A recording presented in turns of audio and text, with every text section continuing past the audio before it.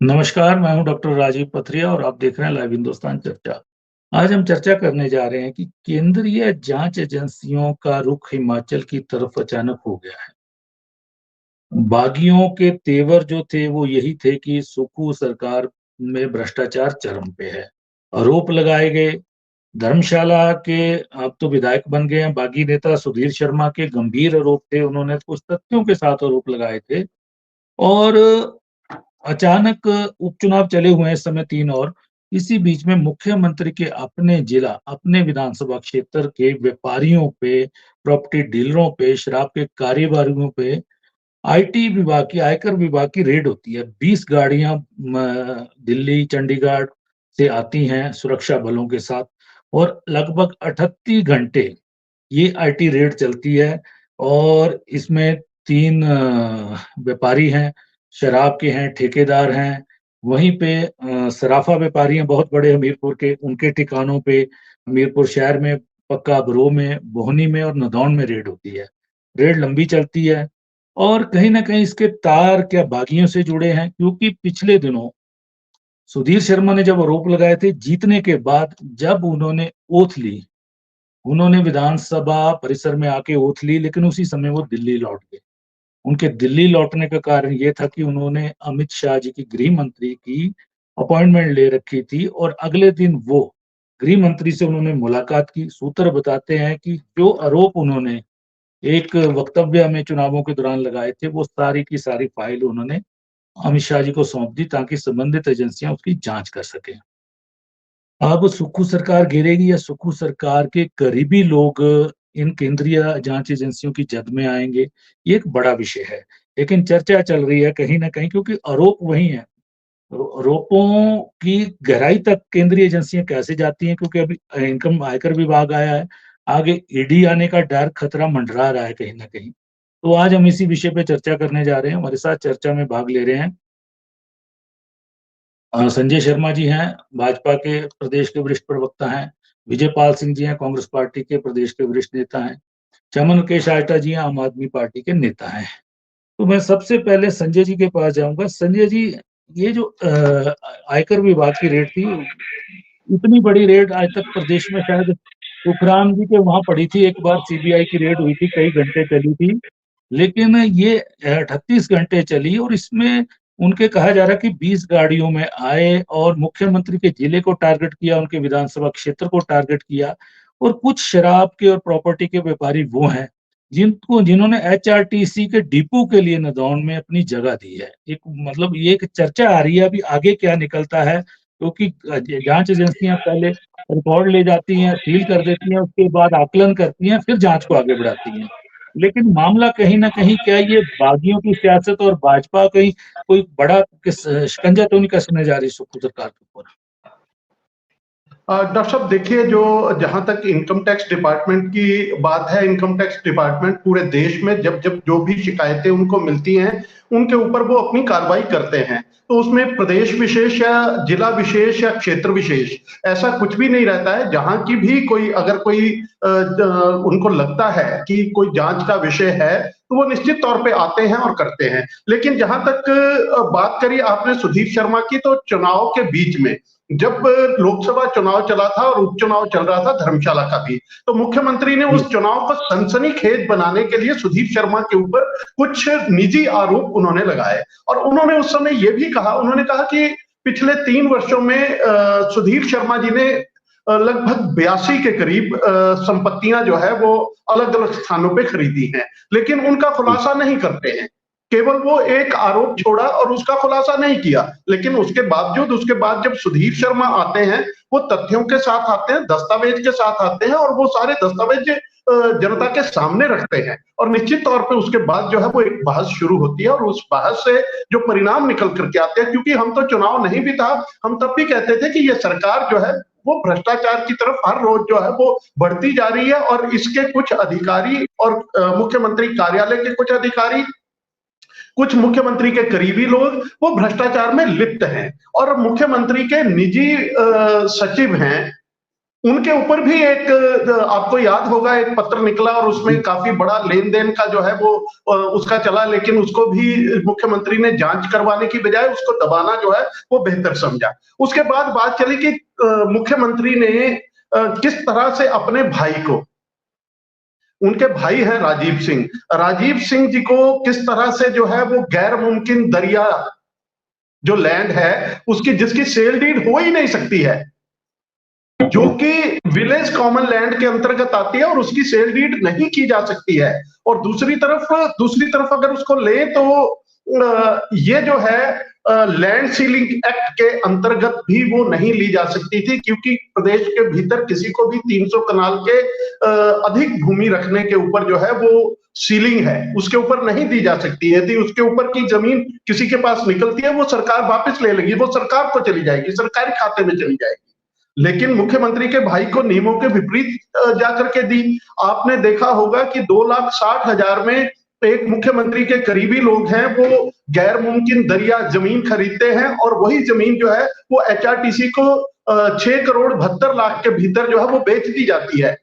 और सबसे इसमें इंटरेस्टिंग पार्ट यह है कि जब इस जमीन को खरीदने के बारे में एचआरटीसी को कहा जाता है तो उन्होंने कह दिया कि हमारे पास पैसा नहीं है, लेकिन उसके बावजूद जो है वो प्रपोजल फाइनेंस में भेजी जाती है। फाइनेंस डिपार्टमेंट जो है वो पैसा डिप्टी कमिश्नर को ट्रांसफर करता है और डिप्टी कमिश्नर जो है उस लैंड को उस पैसे के एवज में उस लैंड को जो है वो ट्रांसपोर्ट विभाग को दे देता है। तो कितना बड़ा, क्या ये अपने आप में एक घोटाला नहीं है कि 2,60,000 रुपए की जमीन, वो भी गैर मुमकिन दरिया, जिसकी सेल डीड नहीं हो सकती है, जी मुख्यमंत्री ने वो करने का काम करवाया है। किन लोगों को फायदा दिलाने की कोशिश की जा रही थी, ये तथ्य है मेरे पास। मुख्यमंत्री के भाई को 20 हेक्टेयर गैर मुमकिन दरिया जो है वो जमीन दे दी गई। इसके मैं आपको इसकी जो है ये 29/56/42 हेक्टेयर भूमि जो है वो वायलेशन है लैंड सीलिंग एक्ट का। और मैं आपको बताना चाहूंगा 2028-1-2011 का सुप्रीम कोर्ट ऑफ इंडिया का उसमें एक केस था, Jagpal Singh others and government of Punjab. उस निर्णय के बाद जो है सुप्रीम कोर्ट के उस निर्णय के बाद सुप्रीम कोर्ट जो है वो पूरे देश के जितने भी प्रदेशों के चीफ सेक्रेटरीज हैं उन चीफ सेक्रेटरीज को जो है वो एक नोटिस जाता है, एक ऑर्डर जाता है कि जितना भी विलेज कॉमन लैंड जो है उसकी प्रोटेक्शन करना वो हर प्रदेश के मुख्य सचिव का व्यक्तिगत तौर पे जिम्मेदारी होगी। यदि उसकी वायलेशन होती है तो उस प्रदेश के मुख्य सचिव उसके लिए जिम्मेदार रहेंगे।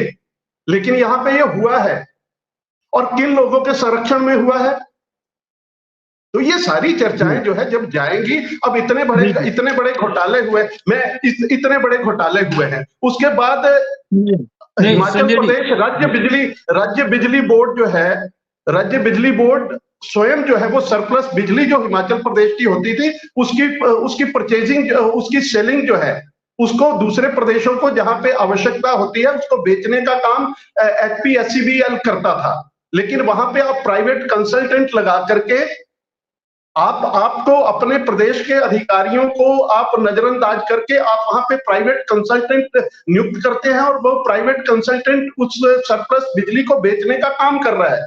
तो वो किन लोगों को जो है वो फायदा दिलाने का प्रयास किया जा रहा है। तो पहले जो आपने जमीन वाला जिक्र किया, इसको मैं भी एक बात इसमें शामिल करना चाहूंगा कि वहां पे सिर्फ मुख्यमंत्री के भाई ही नहीं, वहां पे बहुत लोगों ने जमीनें ली हैं और आपके भाजपा के कार्यकाल में भी ली हैं। 2011 में ठीक है सुप्रीम कोर्ट का निर्णय आता है, 2012 में मुख्यमंत्री के भाई लेते हैं, लेकिन 13 में लेते हैं कुछ लोग जो जिन्होंने अभी HRTC को बेची है, 15 में लेते हैं, कोई 17 में लेते हैं, कुछ आपके पिछले कार्यकाल में भी लेते हैं। वहां पे बहुत लोगों ने ले रखी है जमीनें। ये कहीं ना कहीं निश्चित तौर पथरिया जी इसमें जो लैंड सीलिंग है जो 300 कनाल से अधिक की नहीं हो सकती है, violation of land ceiling act भी हुआ है और वो मुख्यमंत्री के परिवार के बीच में हुआ है। तो निश्चित तौर पे विषय गंभीर है। मैंने ये नहीं कहता है भारतीय जनता पार्टी का हो, कांग्रेस का हो, CPI का हो, CPM का हो, किसी भी, चाहे वो किसी भी राजनीतिक दल से संबंध ना रखता हो, लेकिन अगर अगर राजस्व कानूनों के धज्जियां उड़ा करके यदि कुछ ऐसा हुआ है तो निश्चित तौर पे जांच होनी चाहिए। लेकिन ये जो ताजा मामला आ रहे हैं, ये सारे, ये कौन है विक्की हांडा? आपने देखा होगा पिछले दिनों चर्चा चली थी, विक्की हांडा की चर्चा चली। ये कौन है विक्की हांडा? 15 करोड़ रुपया केसीसी बैंक के लोन देने की जो है, वो लोन घोटाला जो है उसको वेव ऑफ करवाने के लिए वो जो कैसेट वायरल हुई थी, क्या सरकार उसकी जांच करवाएगी? कांगड़ा सेंट्रल कोऑपरेटिव बैंक किसी की निजी संपत्ति नहीं है। लोगों ने, गरीब लोगों ने अपना पैसा वहां पे जो है वो बैंक की क्रेडिबिलिटी के ऊपर जमा किया है, आप वहां पे उसकी धज्जियां उड़ा रहे हो। तो ये सारे मामले जो है ये गंभीर गंभीर मामले हैं। और मैंने आपके ही बहस चैनल के ऊपर बहस में एक बार मैंने कहा था कि यदि ऐसे विषय होंगे तो अभी तो इनकम टैक्स आया है, बहुत जल्दी ईडी भी आएगी, क्योंकि ये जितना भी ये राजस्व घोटाला जो है, ये जमीन का घोटाला जो है, ये निश्चित तौर पे जो है वो इन्फोर्समेंट डायरेक्टरेट जो है वो इसको इन्वेस्टिगेट कर सकता है, उनके अधिकार क्षेत्र में आता है। तो ईडी भी आएगी, सीबीआई भी आएगी, तो निश्चित तौर पे अगर भ्रष्टाचार करेंगे तो सबके सब उसके लपेटे में आएंगे। आपके पास दोबारा आऊंगा मैं। विजयपाल जी, एक कहीं ना कहीं केंद्रीय जांच एजेंसियों का जो रुख दर्शा रहा है वो ये दर्शा रहा है कि हिमाचल को भी दिल्ली बनाने की कोशिश हो सकती है, क्योंकि कहीं कोई जो सुलग रही आग है उसके नीचे क्या चिंगारी है उसको हवा दी जा सकती है। और मुख्यमंत्री, सरकार, उनके नजदीकी लोगों को निशाना बनाने की कोशिश हो रही है। और संजय जी ने तो सीधा कह दिया कि अब इसके बाद ईडी आएगी, क्योंकि मामले वित्तीय लेन देन और इन चीजों से जुड़े हुए हैं। जी विजयपाल जी। प्रणाम सभी साथियों को। इस चर्चा में मुझे भाग लेने का मौका मिला। मुझे बड़ा हास्यास्पद लगता है कि कहा जाता है सुधीर शर्मा जी गृह मंत्री से मिले तो इनकम टैक्स की रेड बढ़ गई, और अब संजय शर्मा जी कह रहे हैं ईडी आएगी तो ईडी आ जाएगी।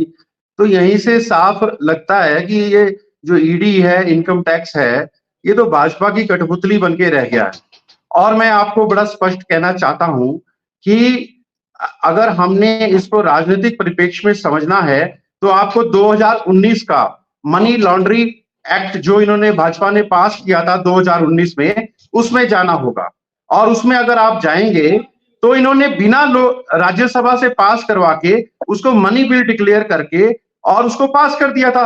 और ईडी का स्कोप बिना एफआईआर के किसी को भी बुक करने के लिए ये 2019 से इनकी प्रथा चली आई है। अब भाजपा जो है राजीव जी, ये एक वॉशिंग मशीन बन गई है, जिसमें अब कांग्रेस के लोगों को तंग करो, उनके अगेंस्ट केस बनाओ और अपनी आईएफबी की, भाजपा की वॉशिंग मशीन में डालो और फिर उनको केंद्र में मंत्री बना दो। नारायण राय ने 300 करोड़ के स्कैम में इन्होंने बुक किए, अब वो केंद्र में मंत्री हैं। हेमंत बिस्वा शारदा चिटफंड स्कैम में थे, अब इनके आसाम के मुख्यमंत्री हैं, स्टार कैंपेनर हैं येदियुरप्पा।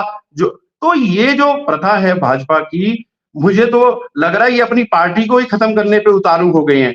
जो इन्होंने हिमाचल में ये राजनीतिक तांडव खेला और राजनीतिक प्रदूषण किया, हिमाचल में कांग्रेस के 6 विधायकों को ले गए, वो सारे विधायक अनुराग ठाकुर जी की कॉन्स्टिट्यूएंसी को डिस्टर्ब करने को ले गए। और ये जो 3 विधायक इनके निर्दलीय हैं, इनसे ये पूछें कि ये चुनाव क्यों लड़ना चाहते हैं? इन्होंने तो रिजाइन कर दिया, घर बैठो। अब आपने भाई दोबारा विधायक ही बनना है। पहले अब मैं आ रहा हूँ। और ये जो आशीष है, इनके कैंडिडेट है, मैं उसी पे आ रहा हूँ। ये खनन माफिया है, केएल ठाकुर नंबर 1 के खनन माफिया है नालागढ़ के। तो ये इन पे क्यों नहीं ईडी जांच कराते? तो कहने का मतलब ये है, ये राजनीतिक द्वेष से सारा काम चला हुआ है। और नेशनल लेवल का जो डाटा है वो खुद बता रहा है कि अगर सीबीआई 100 केस, ईडी 100 केस करती है तो 96% केस विपक्षी नेताओं के करती है। तो क्या भाजपा इतनी साफ हो गई कि 4% ही उनके पास दोषी हैं, और वो भी भाजपा के नहीं है, वो भी किसी अदर पार्टी के हैं, या आम आदमी पार्टी के हैं, या किसी और पार्टी के? तो ये राजनीतिक प्रोपोगंडा है। मैं तो भाजपा के साथियों को ये कहूंगा कि अगर उनको ऐसा लगता है, मुख्यमंत्री एक बेदाग छवि है, और मुख्यमंत्री ने 51 लाख रुपए आपदा में दिया, 11 लाख रुपए जयराम जी की सरकार में दिया। अगर उनके चरित्र में कोई उंगली उठानी है तो आप एफआईआर लॉन्च कराइए, और या उसको ऐसे माध्यम से इश्यू उठाइए जहां पे वो दूध का दूध, पानी का पानी हो सके। ये फालतू के बयान देने से वो, आपने एक, विजय जी आपने एक बात कही कि आशीष शर्मा, केएल ठाकुर खनन माफिया हैं। तो जी एजेंसियां आपके पास हैं, सरकार आपकी है, तो आप क्यों नहीं जी। इनके खिलाफ कार्रवाई करते? पहला प्रश्न ये। देखिए ऐसा दूसरा है, देखिए दूसरा ऐसा है राजीव जी, दूसरा सुनिए, देखिए राजीव जी ऐसा होता है। संजय जी ने मामला उठाया कि हम्म, 82 रजिस्ट्रियों का आरोप मुख्यमंत्री जी ने धर्मशाला चुनाव में बार-बार प्रचार किया, लेकिन कोई तथ्य बिल्कुल नहीं दिया, और सुधीर शर्मा ने उनको ललकारा और उन्होंने अपनी ललकार दिल्ली दरबार तक पहुँचाई, जिसके असर दिखने शुरू हो गए हैं, आगे भी दिखेंगे। तो क्या उन 82 रजिस्ट्रियों की क्या कोई जाँच क्यों नहीं करवाई आपने? क्योंकि बिल्कुल आपको भी जांच देखना होगी। चाहिए, अगर देखिए प्रदेश में गलत हो रहा है। देखिए ऐसा है, इस वक्त प्रदेश में भाजपा बार बार उपचुनाव और चुनावों का माहौल बनाए बैठी है। इस वक्त अगर मुख्यमंत्री महोदय प्रदेश की सरकारी एजेंसियों का इस्तेमाल करेंगे तो हम भी उसी तरह केंद्र सरकार की एजेंसियों की तरह दोषी ठहराए जाएंगे कि चुनावी फायदा लेने के लिए मुख्यमंत्री महोदय ये कार्रवाई कर रहे हैं। अभी पिछले चुनाव से हम निपटे नहीं थे और दूसरे चुनाव की आचार संहिता लग गई, तो ये सही समय नहीं है। इसका राजनीतिक नुकसान हो सकता है जो भाजपा को अवश्य होगा इन 3 चुनावों में, और कांग्रेस इसके चलते तीनों की तीनों सीटें जीतेंगी। और अभी हमारे 3.5 साल हैं और मैं आपको विश्वास दिलाता हूं राजीव जी कि एक-एक जी। आदमी की जांच होगी। जिन लोगों ने भी खनन माफिया में काम किया है और जिन लोगों ने भी ये टैक्सियों का आदान-प्रदान किया गया, इस पे केस चले हैं। मुख्यमंत्री ने इसका कड़ा संज्ञान लिया है।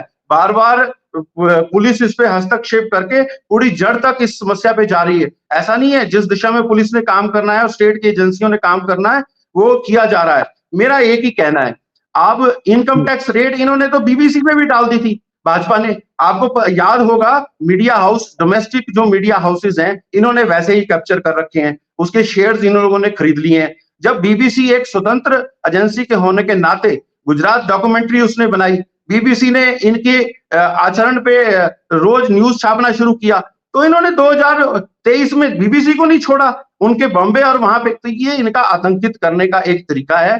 फिर ये आतंकित करने के बाद लोगों को अपनी पार्टी में मिला लेते हैं, फिर उसको वॉशिंग मशीन के साथ परोस के बिल्कुल प्रेस करके अपनी पार्टी। और इसका नुकसान कांग्रेस को नहीं हो रहा है, इसका नुकसान भाजपा को हो रहा है। आज आप तीनों विधानसभा क्षेत्र में देखिए, जो कांग्रेस भाजपा के ईमानदार और सच्चे लोग जिन्होंने पार्टी को खड़ा किया है, वो क्या बोल रहे हैं इनके बारे में। उनके टिकट काट के ऐसे लोगों को इंपोर्टेड करके ये सारी आयातित जो क्रीम ये भाजपा में ले जा रहे हैं, उस भाजपा का प्रदेश चुनावों में क्या असर होने वाला है चुनावों में, वो 10 तारीख को जनता बता देगी।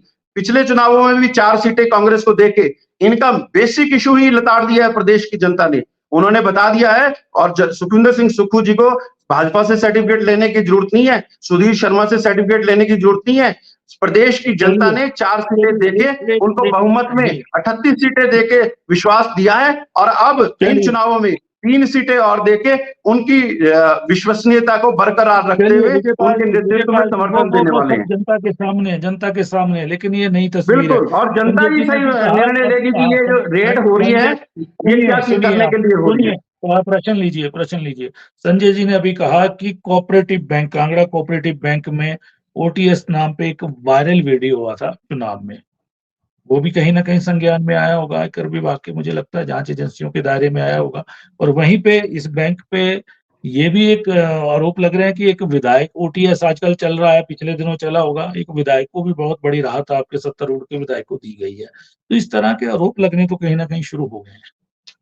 जी विजय। देखिए, हम तो इस चीज का स्वागत करते हैं राजीव जी। अगर कोई दोषी है तो मुख्यमंत्री जी की साफ छवि है, अगर उनकी छत्र छाया के नीचे कोई आदमी उसका दुरुपयोग कर रहा है और जांच एजेंसियां उनका बिल्कुल दूध का दूध पानी का पानी करके न्याय करती है, तो हमें कोई आपत्ति नहीं है। लेकिन राजनीतिक रोटियां सेकना और जांच से पहले, अभी उनकी रिपोर्ट नहीं आई है, जांच से पहले प्रेस में उस चीज को राजनीतिक लाभ के लिए उछालना, क्योंकि इनकम टैक्स एक सेंट्रल एजेंसी है, हम सब उसकी रिस्पेक्ट करते हैं, ठीक है। अगर उन्होंने रेड की है, उनको कोई मसाला मिलेगा तो उसके हिसाब से पेनल्टी लगाएंगे, इसमें कौन सा वो है। लेकिन उस चीज को राजनीति से जोड़ना और उस चीज को किसी की छवि दागदार करने की कोशिश करना, मैं इस बात से सहमत नहीं हूँ। और अगर इसकी राजनीतिक फायदा उठाने की सोच है, हिमाचल पहले भी ये चीजें देख चुका है। वीरभद्र सिंह जी पे भी पहले आयकर के ही छापे पड़े थे, बाद में वो ईडी और सीबीआई में तब्दील हुए थे। हिमाचल ये चीजें देख चुका है। चलिए, मैं अभी चमन जी के पास जाऊंगा। चमन जी, ये एक भाजपा का बड़ा दाव है, क्योंकि एजेंसियां ऐसी हैं उसके पास, और अमेंडमेंट जो एक्ट में आई है, ये जो बता रहे हैं पीएमएलए एक्ट में, उसमें जमानत का जो सिलसिला नहीं है। आपकी पार्टी तो जेल रही है, आम आदमी पार्टी दिल्ली में लंबे समय से जेल रही है, और आपके बड़े नेता सारे अंदर हैं। और अब संजय जी का कहना है ईडी आएगी अब इसके बाद, तो क्या हिमाचल को भी दिल्ली बना दिया जाएगा? जी चमन जी। देखिए राजीव भाई, ये तो आरोप पहले से लगे हैं और ये लोगों ने बार बार, लोगों नहीं है, राजनीतिक लोगों से छोड़ करके जो कॉमन आदमी है, या मान लीजिए मीडिया में जो लोग हैं, या बुद्धिजीवी जो वर्ग है, वो तो इस चीज को काफी पास से, करीब से इसको देखता है, मॉनिटर करता है, और उसको ये पूरा दिख रहा है कि साफ साफ कि कैसे चुन चुन करके भारतीय जनता पार्टी ने एजेंसियों का दुरुपयोग किया। हम ये नहीं कह रहे कि मान लीजिए आपके पास कोई एजेंसी है, अगर आपके नेता ने, किसी ने भ्रष्टाचार किया है, अगर उस पे भी वही मापदंड आप अपनाते, तो आपकी मंशा पे शायद ही कोई सवाल खड़ा करता। या जो उन जांच एजेंसियों का एक अपना स्ट्रक्चर होता है, एक अपनी विश्वसनीयता होती है, वो कायम रहती है, और लोगों का भी, कॉमन आदमी का या कॉमन सिटीजन का उस पर फेथ बरकरार रहता है। अब हम जो, आपने एक बड़ी अच्छी बीच में है, पूरी चर्चा का अहम विषय, या आप ये मान लीजिए निचोड़ वही है। मैं ये कह रहा हूं, मान लीजिए लगातार वहां पे तो ऐसा तो है नहीं कि कांग्रेस या भाजपा में से केवल कांग्रेस के ही गिने चुने लोगों ने ही वो जमीनें खरीदी होगी। वहां पे तो बहुत सारे ऐसे मामले हुए हैं जब साफ तौर पे उस जमीन के, पर्टिकुलर जमीन के लिए, जब ये 7.25 करोड़ के आसपास पे डील होने के लिए एचआरटीसी के पास आया था, तो एचआरटीसी ने कहा कि हमारे पास फूटी कौड़ी नहीं है। तो कैसे ये इतनी बड़ी राशि मुहैया करवाई गई, और वो भी वहां के जिलाधीश, वहां जिला आयुक्त जो थे। तो इसमें वो पॉलिटिकल चीजें होती है। अब विजयपाल भाई माने इस बात को, ना माने, ये प्रेशर हायर अप से होते हैं। आप इस बात से नहीं बदल सकते, बच सकते कि हमारे मुख्यमंत्री जी साफ छवि पे हैं। देखिए, जब एक 4th क्लास पीएन या कोई कर्मचारी की भी, जब उसकी कोई बदली हो रही है या ट्रांसफर हो रहा है, उसमें भी डायरेक्ट इंटरवेंशन, हिमाचल जैसी स्टेट में छोड़िए, किसी भी स्टेट में जब मुख्यमंत्री ऑफिस का होता है, तो उसकी निगरानी में सारी चीजें हो रही है। अब आप मेरे को एक बात बताइए, बड़ी एक ये चीज है कि 6 के जो विधायक ये गए बाहर, और ये 3 लोग हैं। अब मुख्यमंत्री जी ये कहते हैं कि मेरे से ये काम करवाने आते थे, ऐसा करवाने भी आते थे, वो भी आते। तो आपने तब उनके खिलाफ क्यों नहीं जांच करवाई, अगर वो गलत काम कर रहे थे? और अगर ये जो सुधीर शर्मा जी वाली प्रॉपर्टीज हैं, तो आपने क्यों नहीं उसको पहले रोका, या उनके खिलाफ जांच क्यों नहीं करवाई? तो इसका ऐसा नहीं होता है ना कि आपके लिए कि भाई मीठा मीठा घूट, कड़वा कड़वा थूक। अब वो विपक्ष में है। मैं तो राजीव भाई बड़े दावे के साथ ओपन चैलेंज दे रहा हूं, कांग्रेस हो, भाजपा हो, कोई भी हो, मैं कहता हूं किसी भी दल का या राजनीतिक दल से कोई भी नहीं जुड़ा हुआ, आप एक तय कीजिए, एक यार्ड तय कीजिए, एक मापदंड तय कीजिए कि सब लोगों के पे कार्रवाई होनी चाहिए। ये जो लोग करियाना की दुकानें चलाया करते थे, केवल पार्षद बनने के बाद करोड़ों की संपत्तियां कैसे आई? मुझे तो सिर्फ इस बात में हैरानी होती है कि राजनीति में इतना इंटरेस्ट किस लिए इनका इतना ज्यादा होता है। केवल और केवल ये जो मीन्स हैं, ये जो मीन्स हैं, करप्ट मीन्स हैं, ये सबसे आसान, और इस पे शील्ड मिलता है, पॉलिटिकल शील्ड मिलता है। अधिकारी भी देखिए, बहुत एक उनका भी रिस्ट्रिक्टेड वो है, जब तक ऊपर से आदेश ना हो। अगर सेंट्रल एजेंसीज ने यहाँ पे हाथ डाला है, तो 100% वहां पे बड़े नेताओं का एक इशारा मिला होगा, वहां से तब जाकर के ये फाइलें आई। अदरवाइज मैं आपको आज फिर से बोल रहा हूं, ऐसे 10-12 नहीं, हजारों हजारों लोग हिमाचल में टैक्स नेट में या ईडी की जांच की उसमें आ सकते हैं, जिन्होंने, चाहे वो खनन माफिया है, भू माफिया है, आधे तो, बहुत सारे तो विधानसभा में भी बैठे हुए हैं। तो उनके खिलाफ कब कार्रवाई होगी? आपके संगठन में विजयपाल भाई बैठे हैं, भाजपा के लोगों में बैठे हैं, हमारे बीच में भी हो सकते हैं, किसी और कॉमन उसमें भी बैठ सकते हैं, अधिकारी हैं। लेकिन सिस्टम को इतना वो बना दिया गया है कि ये जो हमारी फिर ये डाउट, इस पे पिक एंड चूज वाली नीति पे, इस पे थोड़ा सा हमें ये होता है, संशय होता है कि ये गलत है। फिर या तो आपको सबको करना है, आप ठीक है, अच्छी बात है, आप कंक्लूड करिए। फिर अगर ये लोग दोषी हैं, चलो मान लीजिए भाजपा ने आज कार्रवाई करवाई, बट हम तब माने ना कांग्रेस को कि आप भी तो कीजिए। आप 5 साल बाद, 4 साल बाद एक वहां पे राज्यपाल के पास देते हैं कि जी ये देखिए चार्जशीट है, लेकिन उस चार्जशीट का 4.5 साल अगले आप करते क्या है? कुछ भी नहीं है। जी एक भी बिल्कुल, दोषी को चार्जशीट पे याद आया, बिल्कुल बिल्कुल सही बात है। अभी संजय जी, आपकी पार्टी हर साल सरकार के 1 साल के कार्यकाल, 2 साल के कार्यकाल में एक चार्जशीट तैयार करती थी, एक रस्म निभाती थी। तो वो इस बार साल सरकार का 1.5 साल का भी कार्यकाल हो गया, वो चार्जशीट नहीं आई।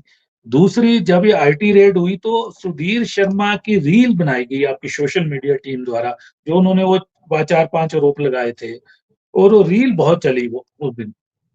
हाँ, तो इसके पीछे कहीं न कहीं आप आपकी पार्टी का हाथ तो दिख ही रहा है। जी। डॉक्टर साहब देखिए, आजकल सोशल मीडिया का जमाना है और कोई भी जब भी कोई अच्छी बुरी या किसी तरह की भी कोई घटना होती है तो निश्चित तौर पे कुछ लोग इसके ऊपर नजर रखते हैं और वो किस तरह से लेते हैं, क्योंकि अभिव्यक्ति का अधिकार सभी को है।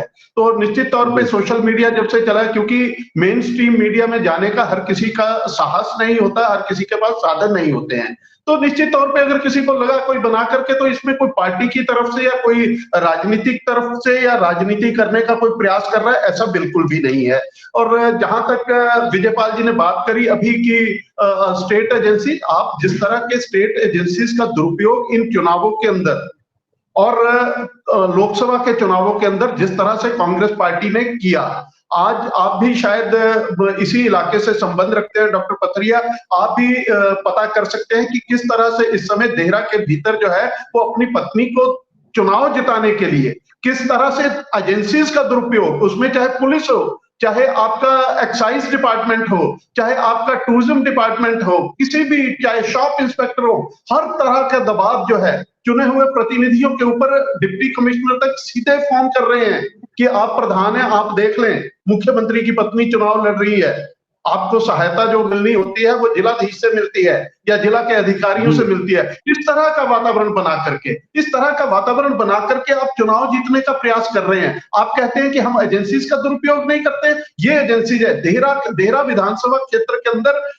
जितने भी लिंक रोड हैं, जितने भी कनेक्टिंग रोड हैं, मेन रोड हैं, सब जगह पे जो है वो केंद्रीय एजेंसी और पुलिस मिलकर के लोगों की जो डेली कम्यूटर्स हैं उनको रोका जा रहा है, उनकी 10-10 बार गाड़ियां रोकी जाती हैं, स्कूली बच्चे जा रहे हैं उनको रोका जाता है। तो इस तरह का वातावरण बना करके आप चुनाव जीतना चाह रहे हैं, आप कौन से लोकतंत्र की बात करते हैं? Bharatiya Janata party income tax, मैंने पहले भी कहा कि ये एक सरकारी प्रक्रिया होती है, यदि किसी की शिकायत मिलती है तो शिकायतों के ऊपर वो एजेंसी जो है वो एक्टिवेट होती है और एक्ट करती है। बैठता है संजय जी, नियंत्रण उसी का होता है जो कुर्सी पे बैठता है, और आप लोग बैठे हुए कुर्सी पे, इसमें कोई दो राय नहीं।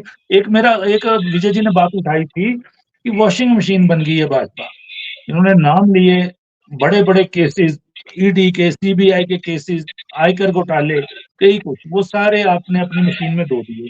इलेक्ट्रोल बॉन्ड, जिन लोगों ने पैसे तब दिए, पहले उनको ईडी ने पकड़ा, उसके बाद उन्होंने बड़ी बड़ी राशियां इलेक्ट्रोल बॉन्ड में भाजपा को दे दी और वो छोड़ दिए गए। तो ऐसे मामले में दो तरफा देखिए इलेक्ट्रोल जो कानून सम्मत होना चाहिए कि एजेंसी फिर अपना काम कैसे कर पाएगी ठीक ढंग से, जब एक तरफा चलना है एजेंसी। इलेक्टोरल बॉन्ड की जहां तक बात आती है, इलेक्टोरल बॉन्ड की सारी जांच जो है वो सीबीआई के दिशा निर्देश के अनुसार हुई, और आपको हैरानी होगी कि जो कांग्रेस पार्टी उसके ऊपर प्रश्न चिन्ह उठाती है, 14,000 करोड़ रुपया जो है वो कांग्रेस पार्टी उसमें डोनेशन लेती है। कांग्रेस राष्ट्र का दूसरा बड़ा दल है, उसको आना ही था। दूसरा बड़ा दल है, तो आप सबसे पहले आप स्पष्ट होकर के आइए ना। आप भारतीय जनता पार्टी के ऊपर प्रश्न चिन्ह लगाते हैं, लेकिन उसी हमाम के ऊपर आप खुद डूबे हुए हैं। उन्हीं कंपनियों से, उन्हीं लोगों से डोनेशन आपने ली है। क्या आज तक सोनिया गांधी जो है वो, क्या आज तक सोनिया गांधी जो है वो रिलायंस कंपनी के विमानों के अंदर सैर नहीं करी है उन्होंने? क्या राहुल गांधी रिलायंस के जहाजों के अंदर नहीं घूमे हैं? क्या राहुल गांधी जो है वो आज तक बोले, कांग्रेस पार्टी एफिडेविट देकर के बोले कि राहुल गांधी ने कभी जो है वो गौतम अडानी के साथ मुलाकात नहीं करी है? राहुल गांधी बोले कि बटेरा मिस्टर वाड्रा जो है वो कभी गौतम अडानी के साथ नहीं मिले हैं। तो ये जो है पहले आपको उस हमाम से निकल करके खुद हेमंत शर्मा बिस्वा जो है वो किसके नेता थे? भारतीय जनता पार्टी के नेता थे या कांग्रेस के थे पहले? और किस तरह कांग्रेस ने जो है वो जलील करके उनको पार्टी से निकाला था? विजय जी को समय दीजिए, विजय जी को। विजय जी संजय जी आपको मैं बता दूं, इलेक्ट्रल बॉन्ड में कुल इलेक्ट्रल बॉन्ड का व्हाइट वाला जो ऑन पेपर्स है वो 48% पैसा भारतीय जनता पार्टी को मिला है, और इलेक्ट्रल बॉन्ड लाए भी आप ही थे। जहां तक आप देरा की बात कर रहे हैं, मैं आपको जवाब देना चाहूंगा, देरा में जितने भी नाके लग रहे हैं वो सुखविंदर सिंह सुक्खू जी नहीं लगा रहे हैं, वो इलेक्शन कमीशन लगाता है। इलेक्शन कमीशन का एक स्टैंडर्ड ऑपरेटिंग प्रोसीजर है, और chief election commissioner Modi ji ने जो कोलेजियम है सुप्रीम कोर्ट के जज को बाहर कट के इलेक्शन कमिश्नर को बनाया है। अगर आपकी कोई दिक्कत है आप सेंट्रल एजेंसीज को बोलिए, ठीक है। स्टेट गवर्नमेंट का इसमें नाके लगाने पे कोई रोल नहीं है, और नाके इसलिए लगते हैं क्योंकि धर्मशाला में जो आपके सुधीर शर्मा कैंडिडेट थे, जो आज आपके प्रचारक और वक्ता बने हैं, 10 शराब के केस पकड़े गए थे इन्हीं एजेंसियों ने, आपकी सेंट्रल एजेंसीज ने, और वो मीडिया में सोशल वायरल हुए थे जब शराब बंटी थी। तो ये जो धनबल बनाम जनबल लड़ाई है, ये आम जनता के हितों की सुरक्षा करना, ताकि पैसे का खेल देरा में ना हो सके, ताकि शराब का खेल देरा में ना हो सके, उसके लिए नाके इलेक्शन कमीशन ने, उनकी एक इंटेलिजेंस होती है, उनको पता है कि ये भाजपा की सम पे लास्ट में इलेक्शन घुमाएगी। तो आप चिंता न करें, ये नाके आप लोगों के इंतजाम के लिए रखे गए हैं, और ये नाके सेंट्रल एजेंसी ने रखे हैं। अगर आपको कोई दिक्कत है तो इलेक्शन कमीशन को रिपोर्ट करिए कि ये नाके हटवा दें। सुखविंदर सिंह सुक्खू जी को ना पूछिए इस चीजों के लिए, मेरे को इतना ही कहना है आपको। इलेक्शन कमीशन के पास जाइए, उन्होंने लगाए हैं नाके। आस्था जी को बोलने दीजिए, फिर चर्चा को विराम दीजिए। अजी आस्था जी। देखिए, मैं तो डॉक्टर साहब सिर्फ यही देखता हूँ कि संजय भाई एक बात बताइए, राजस्थान में एक प्रोजेक्ट लगना था सोलर, उसका बहुत बड़ा, उस जमीन को होल्ड किया गया तब तक, उसमें वहां पे वो प्रोजेक्ट नहीं दिया गया जब तक कि राहुल गांधी के जीजा जी ने वो लैंड पूरी ले नहीं ली। उसके बाद वहां पे नोटिफिकेशन होती है, वहां पे वो पूरे का पूरा सोलर पार्क होता है, और वो करोड़ों में बेची, हजारों की जमीन उसके बाद करोड़ों में गई। आज केंद्र में मोदी जी को 10 साल हो गए, एक बार उसकी जांच नहीं हो पाई। हरियाणा में गुरुग्राम में आपको पता है कि कितने बड़े उसमें लैंड के मामले प्रियंका वाड्रा जी के हस्बैंड के ऊपर आए थे, आज तक चलिए आशा जी, चलिए वो मामले बड़े पुराने मामले हो गए हैं, अब तो हिमाचल के मामले की जांच शुरू हो गई है। वीरभद्र जी का मामला है, उसको कभी उठाया नहीं ईडी ने, तो इसका मतलब उससे ये लगता है ना कि आप पॉलिटिकल उसको सिर्फ साइलेंट करने के लिए कुछ दिनों के, तो हम यही तो कह रहे हैं कि कंक्लूजन क्यों नहीं होता। अगर आप जांच एजेंसी है तो तभी तो उस पर विश्वसनीयता तभी तो उसको बनी रहेगी जब उसको आप कंक्लूड। एजेंसियां भी कहाँ चल पाती हैं, जिस तरह से आरोप लग रहे हैं एजेंसियों पे भी। चलिए चर्चा को विराम देते हैं। तो आज हम चर्चा कर रहे थे कि हिमाचल प्रदेश में केंद्र की जांच एजेंसियों का रुख हो गया है। आयकर विभाग ने शुरुआत कर दी है और मुख्यमंत्री के जिले को टारगेट किया जा रहा है, और कांग्रेस का कहना था कि वॉशिंग मशीन भाजपा बन चुकी है और एजेंसियों का दुरुपयोग कर रही है। संसद के अंदर भी यही बात उठ रही है, हिमाचल प्रदेश में भी यही बात उठ रही है। आरोप वही है जिनकी छानबीन की जा रही है, और एक वीडियो वायरल हुआ था, वो किससे जुड़ा था, उसी संस्थान पे छापे पड़े हैं। तो उपचुनावों के दौरान, लोकसभा चुनावों के दौरान कहीं ना कहीं ये हो सकता है कि आने वाले समय में एजेंसियां फ्रेम करें या जांच के दायरे में बांध दें सरकार और उससे जुड़े हुए लोगों को, मुख्यमंत्री के नजदीकियों को। यह आशंका अभी से चल पड़ी है, पूरे प्रदेश में ऐसी चर्चा चल रही है, क्योंकि उपचुनावों के दौरान ये कार्रवाई हुई है। और सुधीर शर्मा जो आरोपों का पुलिंदा लेकर दिल्ली गए थे, उसके कुछ दिनों बाद एजेंसी हरकत में आई है। दिल्ली से भारी साजो सामान 20 गाड़ियों के साथ, सुरक्षा बलों के साथ आती हैं, एजेंसियों के अधिकारी आते हैं और 38 घंटे कार्रवाई करते हैं। कुछ ना कुछ तो इसके पीछे है। तो आज हमने इसी विषय में चर्चा की, आप सबने चर्चा में भाग लिया, मैं आप सबका धन्यवाद करता हूँ।